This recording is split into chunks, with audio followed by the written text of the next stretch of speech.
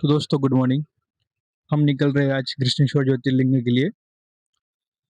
तो अगर आपको पूरी जर्नी देखनी है तो बने रहिए इस व्लॉग में। हम आपको बताएंगे सारे एक्सपेंसेस, क्या क्या हमें लग रहा है ट्रिप पे जाने के लिए, कितना समय लगता है, क्या बाधाएं आती है रास्ते में, क्या क्या हमारे साथ जो भी ट्रिप में होता है हम आपको सब बताएंगे। कृष्णेश्वर ज्योतिर्लिंग कवर करने के बाद हमने सोचा है कि एजेंट एलोरा भी हम कर ही लेते हैं, क्योंकि वहाँ से बहुत काफ़ी पास में है वो। तो दोस्तों बने रहिए आगे पूरे व्लॉग्स में। हम देखते हैं अभी आगे क्या क्या होता है, आपको अपडेट देते जाते हैं व्लॉग में।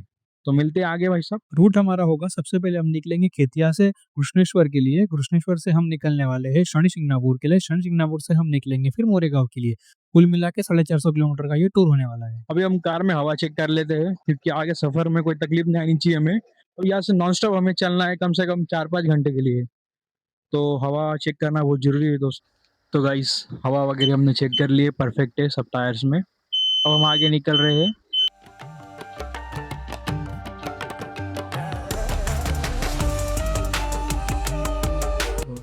मौसम भी काफ़ी अच्छा हुआ है फिलहाल, सुहाना सा मौसम है ट्रैवल करने के लिए। तो अभी हमने पहला स्टॉप लिया एक छोटा सा चाय के लिए। अभी आगे नाश्ता के लिए लेंगे स्टॉप, हाईवे पे लेंगे वो।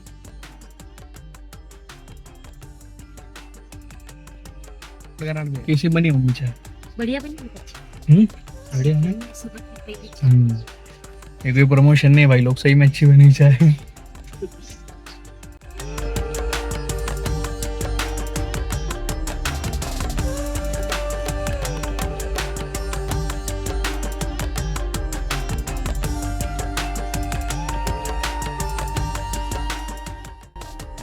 फिर कैसा लग रहा है ट्रिप पे जाके? मजेदार। मजेदार।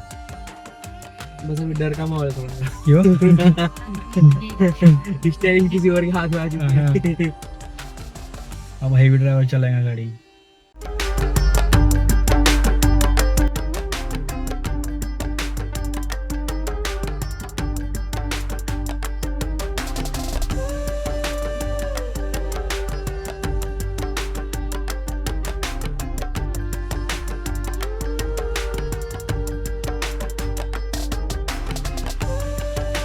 तो दोस्तों अभी हम पहुंच गए कन्नड़ घाट पर। जैसे अभी कन्नड़ घाट हम क्रॉस ही कर रहे हैं। तो अभी देखते हैं, एक्सपेक्टेड तो है कि यहाँ पे ट्रैफिक ज़्यादा रहेगा आज, क्योंकि हॉलीडेज है।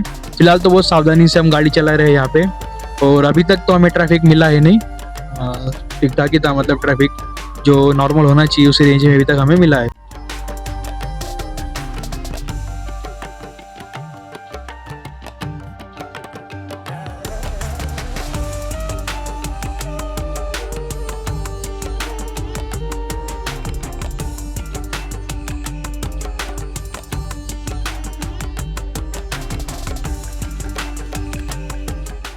ना ही हमें कन्नड़ घाट में कोई ट्रैफिक मिला, एकदम स्मूथली हम लोग मुश्किल से 5 मिनट में हमने कन्नड़ घाट क्रॉस करके निकल गए हम कृष्णेश्वर जाने के लिए।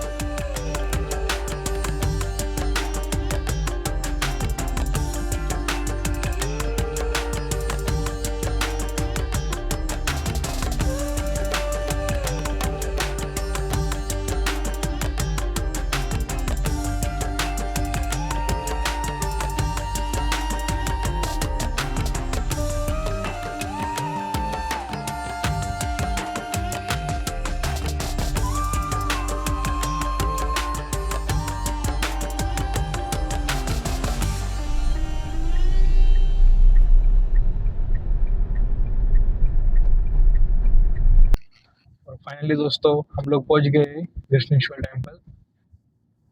onto Krishneshwar Temple Road. 10:30 हो रहे हैं और हम लोग on the left. जस्ट अभी मंदिर पर पहुंच गए। अब पार्किंग में गाड़ी पार्क करते हैं और चलते दर्शन करने, आपको भी दर्शन करवाते हैं।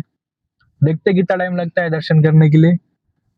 आज थोड़ी भीड़ लग रही है हमें, तो हम गाड़ी पार्क करते हैं और आपसे बात करते हैं आगे।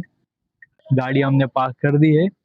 अभी हम जा रहे हैं मंदिर की तरफ, मगर मंदिर में शूटिंग करना अलाउड नहीं है।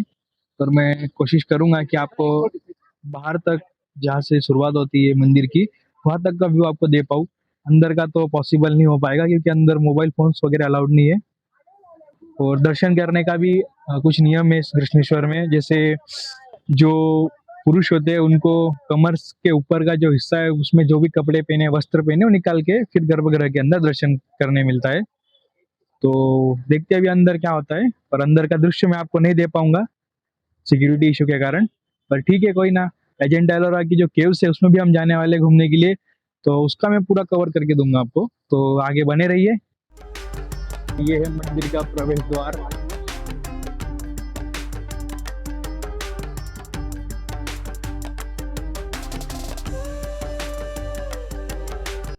दोस्तों अभी अभी हम करके आए ज्योतिर्लिंग के दर्शन।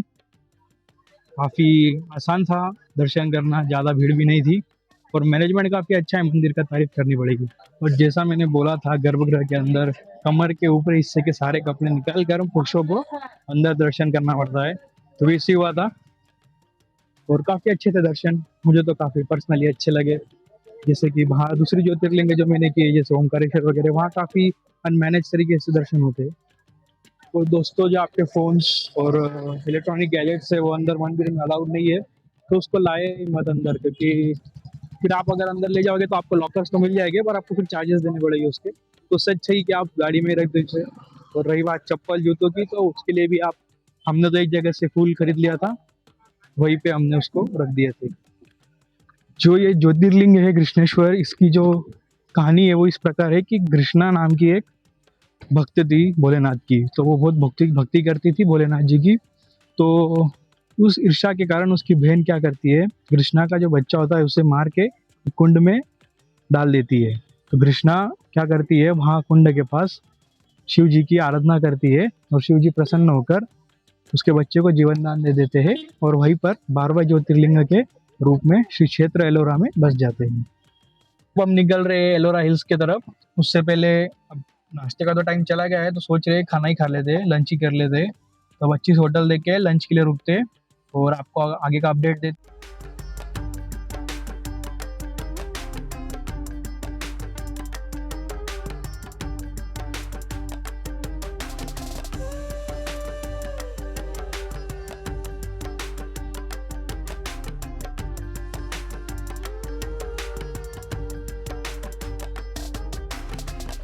तो गाइस हमने खा लिया है खाना काफ़ी अच्छा था। तो अगर आप आते हो कभी कृष्णेश्वर तो ज़रूर ट्राई करिएगा इस होटल पे। मैं आपको इसका एड्रेस दे दूंगा पिन में या फिर डिस्क्रिप्शन में। तो अभी चल निकलते हम लोग एलोरा। तो अभी हम खाना खा के निकल गए एलोरा केव्स की तरफ, और आगे का क्या जो भी है हम आपको बताते। एजेंटा केव्स में आने के लिए आपको सबसे पहले टिकट लेना होता है, जहां आपको दोनों ऑप्शन अवेलेबल मिल जाएंगे, ऑनलाइन और कैश का। उसके बाद आपका टिकट चेक होगा और आपको भीतर एंट्री दी जाएंगी। शुरुआत में ही आपको केव्स का रोड मैप मिल जाएगा। यहाँ कुल 30 केव्स है। मुख्य आकर्षण का यहाँ पर है कैलाश टेम्पल, जो आपको पहले ही दिख जाएगा। यह पत्थर बोलते हैं, हर मूर्ति सांस लेती है और हर दीवार बताती है यह भारत सिर्फ इतिहास नहीं बल्कि एक जीवित संस्कृति है। स्वागत है एलोरा के गुफाओं में, जहाँ कला और आस्था का संगम पत्थरों में अमर है। एलोरा गुफाएं महाराष्ट्र के संभाजी नगर के जिले में स्थित है। अजंता गुफाओं से लगभग 30 किलोमीटर दूर। यह विश्व धरोहर स्थल, UNESCO world heritage site, Bharat की सबसे भव्य और रहस्यमय रॉक कट आर्किटेक्ट को दर्शाता है। यह कुल 34 गुफाएं हैं जो पहाड़ को काट कर बनाई गई है, जिसमें से 12 बौद्ध गुफाएं, 17 हिंदू गुफाएं और 15 जैन गुफाएं हैं। तीनों धर्म की एकता का प्रतीक है। एलोरा गुफाओं का निर्माण 5वीं से 10वीं शताब्दी के बीच हुआ। इस दौरान कई राजवंशों ने शासन किया, जैसे कलचुरी, राष्ट्रकूट और चालुक्य वंश। हर वंश ने अपने धर्म और कला के अनुसार नई गुफाएं बनवाई, पर एक दूसरे का सम्मान बनाए रखा। यही एलोरा का असली खूबसूरती है, यूनिटी इन डाइवर्सिटी की मिसाल। हिंदू गुफाएं 13 से 29। यह गुफाएं सबसे जटिल और विशाल है, जो 7वीं से 9वीं शताब्दी के बीच राष्ट्रकूट वंश के समय बनाई गई थी। सबसे प्रसिद्ध है इसमें संख्या नंबर 16 कैलाश मंदिर, जो भगवान शिव को समर्पित है। यह एक मोनोलिथिक स्ट्रक्चर है, यानी पूरी एक चट्टान को ऊपर से नीचे तक काट कर तराशा गया हो। इसका निर्माण देखकर आज भी इंजीनियर दंग रह जाते हैं। मंदिर में रामायण और महाभारत के दुष्ट पत्थरों में उकेरे गए हैं और ऐसा लगता है जैसे यह मूर्ति में जान हो। एलोरा गुफाएं यह दर्शाती है कि प्राचीन भारत में केवल धार्मिक भावनाएं नहीं थी, बल्कि उच्च स्तर की इंजीनियरिंग, गणित और कला का अद्भुत संयोजन था। हर गुफा पहाड़ों की चट्टान से काट कर बनाई गई है, बिना किसी लोहे या आधुनिक उपकरणों के बिना। कहीं कहीं पूरी छत, स्तंभ, मूर्तियां सब एक ही पत्थर से जुड़ी हुई है। यह रॉक कट आर्किटेक्ट का जीता जागता उदाहरण है। एलोरा की सबसे बड़ी विशेषता यही है, यह 3 धर्मों की गुफाएं एक ही जगह मौजूद है। कोई दीवार किसी को बांटती नहीं, बल्कि सब मिलकर बनाती है।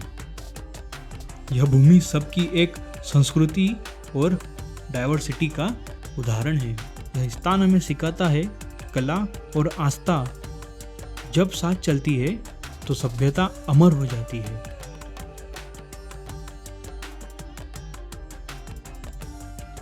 आज एलोरा गुफाएं यूनेस्को विश्व धरोहर स्थल के रूप में सुरक्षित है। हर साल लाखों पर्यटक यहाँ आते हैं। सरकार और पुरातत्व विभाग इन गुफाओं की सुरक्षा के लिए विशेष देखरेख करता है, ताकि यह धरोहर आने वाली पीढ़ी तक सुरक्षित रहे। एलोरा केवल पत्थर की गुफा नहीं, यह भारत के इतिहास की आत्मा है। यहाँ हर मूर्ति, हर दीवार कहती है कि जब मनुष्य भक्ति में डूबता है तो पत्थर भी बोलने लगता है।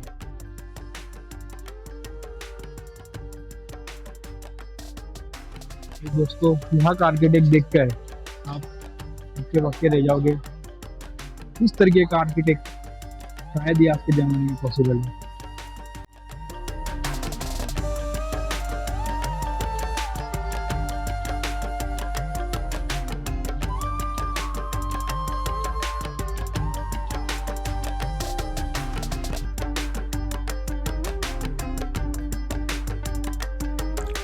तो दोस्तों, यह था कृष्णेश्वर से एलोरा तक का सफर। अब यहाँ से हम आगे बढ़ेंगे शनिशिंगणापुर के लिए, जो कि महाराष्ट्र का एक प्रसिद्ध देवस्थल है, और वहाँ से फिर हम जाएंगे मोरेगांव, जो कि अष्टविनायक में से एक अष्टविनायक जी मोरेश्वर गणेश जी वहाँ पर है। तो दोस्तों, इस पार्ट को यही ख़त्म करते हैं और मिलते हैं अगले पार्ट में, जिसमें हम आपको कवर करवाएंगे और भी सारे देवस्थल महाराष्ट्र के। तो अपना प्यार दिखाइए कमेंट्स में और सब्सक्राइब जरूर कीजिए। मिलते हैं अगले व्लॉग में, तब तक के लिए बाय, टेक केयर।